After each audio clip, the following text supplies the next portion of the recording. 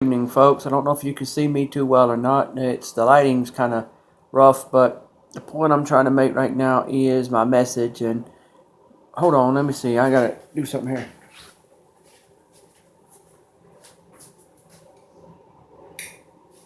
See if that does anything. Let's see if that does anything. A little bit better. Anyway, this is Pastor Brother Isaac David Brigmond, and it's a moment with me. You know, I want to talk to y'all right now.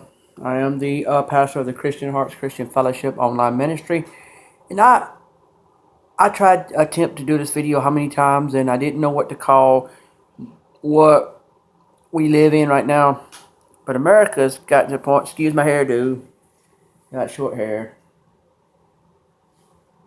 Okay, but anyway, I want to give you a little background on me before I get through what's considered public information. I'm a 38-year-old man who is one of these ministers you've probably heard of, who was called by the Lord to actually preach and teach to people.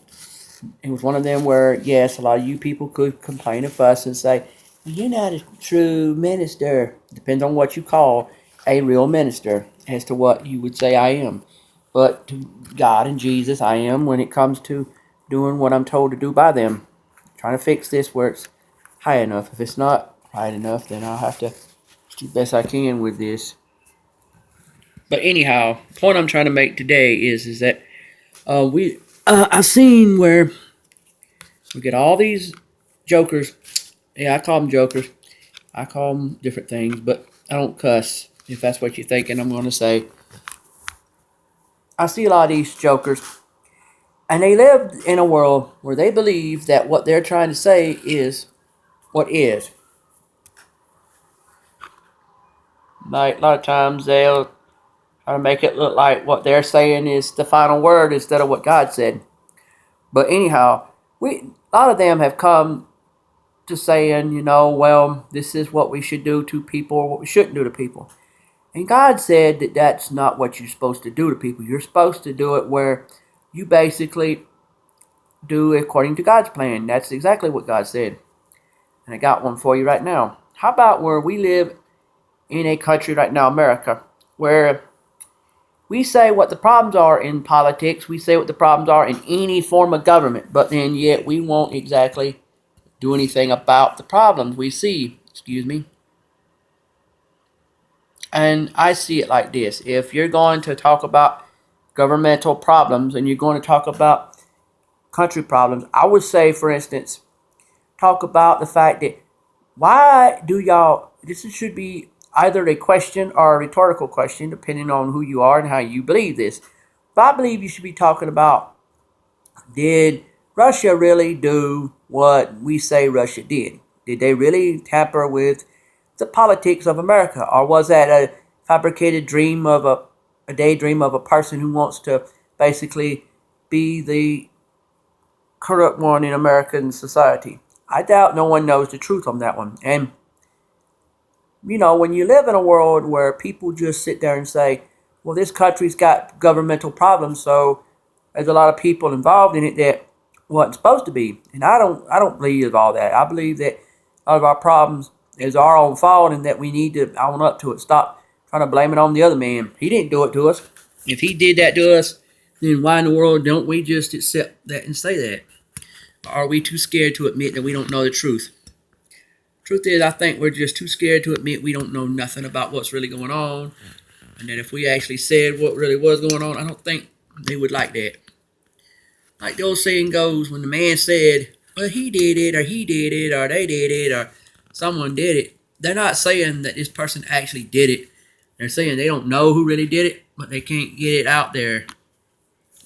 Truthfully being, we don't live in this is what happened or really didn't happen or whatever story. It's living in a world of somebody done something, and instead of saying who really did it, it's more like, this is what happened or didn't happen. And I'm not trying to get nothing started except for, wake up, folks.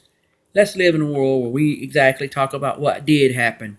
Stop this mess about what didn't happen and why it didn't happen and all that. Because, quite frankly, if you think hard and long about it, what really happened was a bunch of people got stupid and started acting like they thought they knew it all. And then by the time we finally got to the point where we could explain what really happened, it was done too late.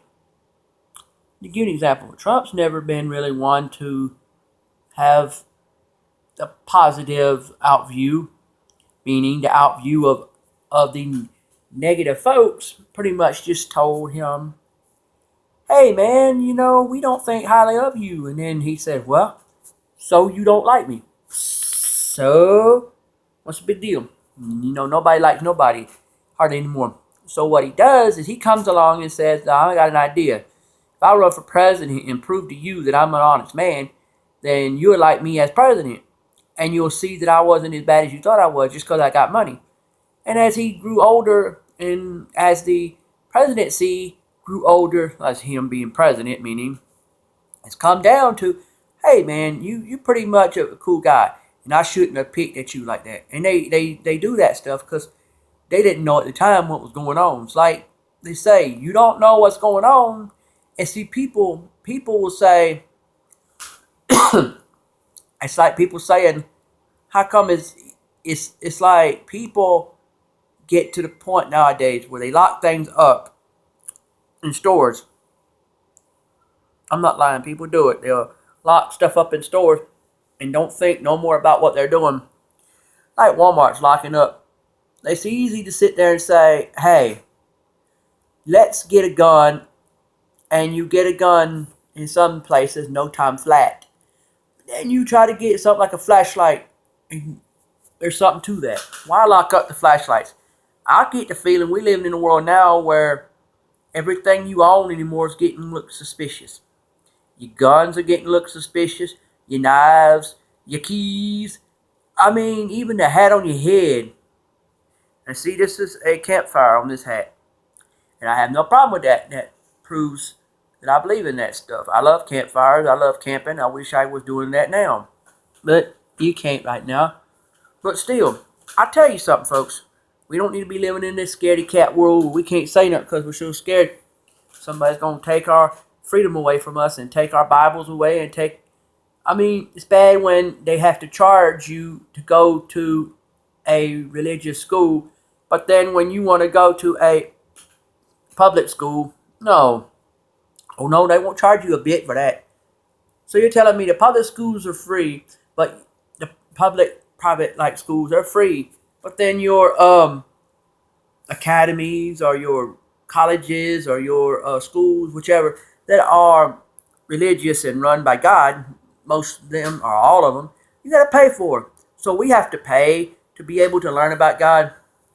I thought when God and Jesus was around a long time ago on earth, and they still are. I mean, it's just not physically like it used to be, but when they were physically on the earth, wasn't every knowledge you got of God and Jesus free? So why is it today we have to pay for all the knowledge we get of God and Jesus from God and Jesus? God said, my knowledge was free in the beginning. How come it ain't free now? I think what it is big time government says that they control everything and that they'll let you have a certain dosage of or percentage of God approved knowledge. But it comes at a cost. If you want ungodly education, oh, they'll give it to you freely. They don't mind. But when it comes to godly education, oh, sorry, we got to tax you on it. And yes, there are ministers out there, just like myself, that were appointed by God. Just like you got the calling, and God said, go out there and preach. And when you have, as I always say, the minister in you, let it come out. Let him go, and let him be like the trapped up character. Be like the Incredible Hulk. Let him shine out, and let him be the one that takes over, and let him be the one that becomes your whole entire being. But see, my thing is, I get tired of is that we got all these people that get called by God, and God says, God and Jesus say, go ahead, preach now. And people get mad at them because they'll say, no, you can't do that. You can do it. My friends and family, you can do it. It's just people don't want you to because they're afraid if you do, you'll end up looking better than them or something. Or you'll look like you're trying to say that they're bad. Your decisions in life based on what you do for God has nothing to do with another person's attitude. So they can stop all that trash. Stop that mess and start trying to understand it ain't about them. It never was about them. And never will be about them. So they need to stop that mess. They get in this thing where they start ranting and raving because they think what you do in your life depends on them. Or what they do depends on you. As if, I can't do that, or he'll say something about it. I'm not going to say nothing. I'm not the he is going to say anything about it. It's God. But I'm starting to think we live in a country right now where, we think more of the rebel flag than we do the Old Glory. And that a lot of us go, you see, people say that there ain't nobody using the rebel flag for intimidation. Au contraire, how do you want to say that? I beg your pardon, they do. Because I've seen people go up and down neighborhoods that they didn't need to go up and down, trying to show off the rebel flag, trying to get something started. And they do it because they want to taunt people. They want a fight started. They want people like me to see black and white and to see black man fighting with a white man. And that's not the thing. And the Mexican man's got pretty smart. The German man and all the other men and women of the world that live in America, they got pretty smart. They learned to stay back and stop doing some stuff. Now, some may flare up, but most of the time it's a white man and a black man fighting each other. And you know what? It's not all of them. Don't get me wrong. I'm not racist. I'm saying there's good and bad in everybody. There's good in one man and good in another. So I'm saying, when you live in the world like I live in, understand where you're coming from in this world. We're not living in a world of it's perfect. Because it ain't perfect. I mean, we're going to see days when God's going to have to fuss at you for something you did, that you actually did, and you did it to the letter of bad. But now, if he punishes you, don't get mad about it. What he ought to do, and I ought to be part of it, punish America. I know I probably failed at some things I should have done for the world as an American. Because God says that us Americans, we need to, if no other country will do it, we need to be at least the one to spread the gospel. Spread it to the ups and the downs. But see, that's a lot of things we won't do because we're supposed to be so free to worship God and Jesus and worship the things of God and Jesus, but yet we don't show all that freedom. Excuse me. And what they won't tell you, they say when you read all these reports, up and down, they'll say there's no such a thing as no American terrorists. On the contrary, there is. Beg your pardon, there is, because I've heard of them. And they're nothing like them other terrorists because they have some differences. But their agenda is still the same. Blow up the people you don't like. And the KKK, they say those folks only care about white people. I beg your pardon on that one. On the contrary, on that one, I tell you, nope. They'll want to fight anybody that don't go for what they want. So hate people, they're not picky like you think they are. No, they're not. And I get tired of people making up stuff, saying what this man did and what this man did, and they didn't ask questions. Me, I say if you don't like something I did, tell me. But don't let me find out later you didn't like something I did, and you told me later about it, and you got to the point where it lets you get so mad you want to fight me. Because if you don't, God says, confess things that are confessable. If they're not confessable, leave it to yourself and don't confess it. But if it's confessable, tell it before it goes too bad, and tell it to who God told you to tell it to. And you don't need to sit there saying, well, you know what, this man got hurt, and he's a black man, and I think the man that hurt him was white, or vice versa. There was a white man, and he got hurt, and I think it was a black man. No, you don't think like you don't really know. You don't know. You just saying that because you want to get something started. You stop trying to get things started, you'll start seeing what really happened. And you start understanding what really went down. Stop all this playing head games like that. So I don't get it. Why would we want to live in a world where we tell everybody, well, so-and-so did something when we don't really know what he did? I mean, why are we locking up everything we have in this world to where you have to get permits, you have to get license for almost everything you want anymore? It's because it's getting so bad that everything we own is getting turned into weapons. Flashlights. Beat a man up in the head with a flashlight. Oh my goodness. I mean, this gets so bad. Now, why would we need baseball bat shaped flashlights? Okay, maybe because there's too many people out there liking that idea, and possibly too many people want to start crimes where we need to defend ourselves. But if we use guns, that's another thing. How the world are we supposed to have guns in this world? Honestly, we're supposed to have guns in this world, and we're supposed to be able to use them.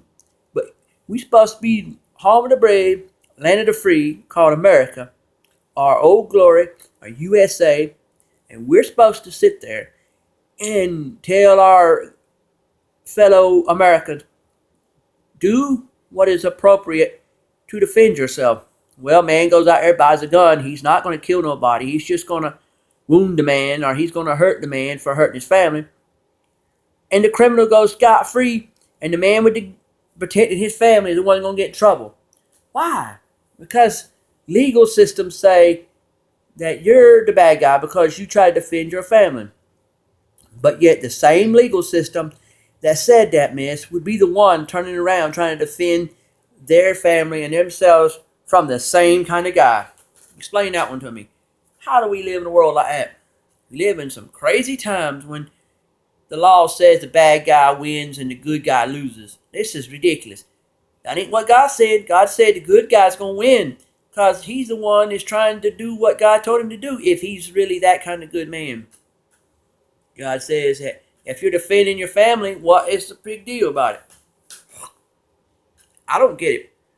I think what it is, it's all this mess called man goes to say, I'm going to defend myself. Another man said, okay, do so. And then he does. Another man said, oh, you're going to jail. Well, you told me to defend myself or my family, and I did, and you're going to put me in jail. See what I'm saying? I think the law is just like making rules to make you get in trouble for junk you did or didn't do. I mean, if you don't like what a man's doing, tell him. Don't sit there and act like you're going to wait till he does something. Sir, you can defend your family, but only defend them this way. Okay, good thing you told him that, because if you hadn't told him that, he would have went out there and done something honest and got in trouble for it. Seriously, folks. Who in their right mind ever said being honest was a bad thing? That man out there who decided that honesty wasn't the best policy. Seriously, how did that come about? We live in a world, I swear, where you can sit there and tell a man what you want to do with your life. You told that man what you want to do with your life. Then by the time you done told him what you want to do with your life, he says, well, that's a good idea.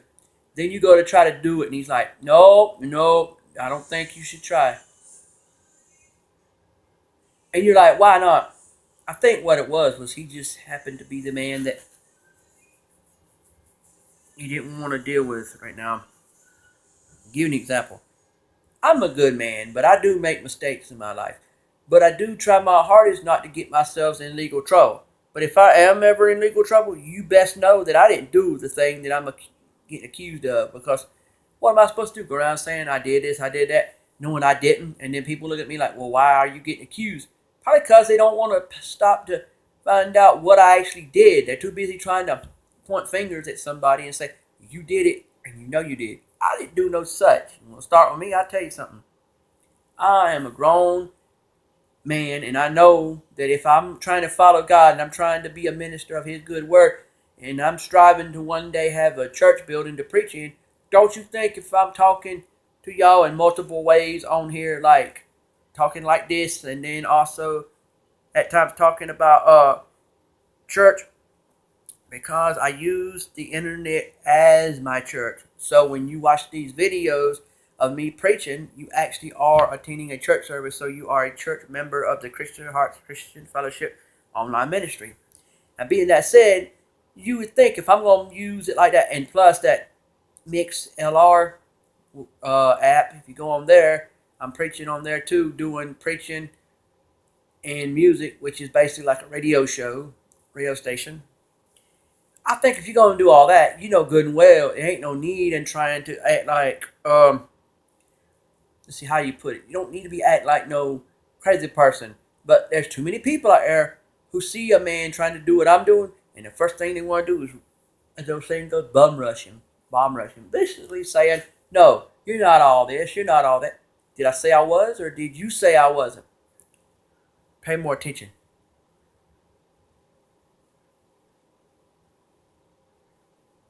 I see, that's the thing. When you're a good person and you do the right thing, you do it based on what's going on, and you say, hold the phone, hold the phone, hold the phone, hold the phone. You know good and well, here's what's going on. But see, that's the thing. You don't see people as people. They see them as whatever you want them to be. Like if you want these people to be good, they'll be good. If you want to be bad, well, they'll be bad. But that's not how it is. You're supposed to let God see them as He wants to see them. I mean, we've decided the world we live in today it's pretty messed up. But if you put it to the test and realize that God's always been there for us, with us, and about us, we won't see stupid stuff like God saw. We'll see good stuff, glorious stuff, wonderful stuff, happy stuff, peaceful stuff, stuff that God wants us to see. And that's like saying, why in Spokane, Washington, at David Smith Nissan, why would someone look that up?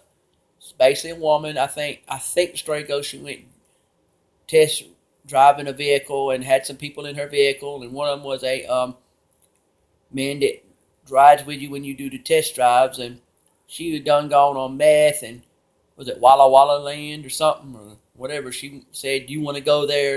You want to die and go there?" and all that. Well, stuff like that. That's just ridiculous. You set yourself up for a fall when you're sitting there talking about I think today I'll get high on meth, and I think I'm going to let the meth take me over. Now, you may have not directly said that, but indirectly you're saying that over and over. And you're not showing the world no real good guy. You're showing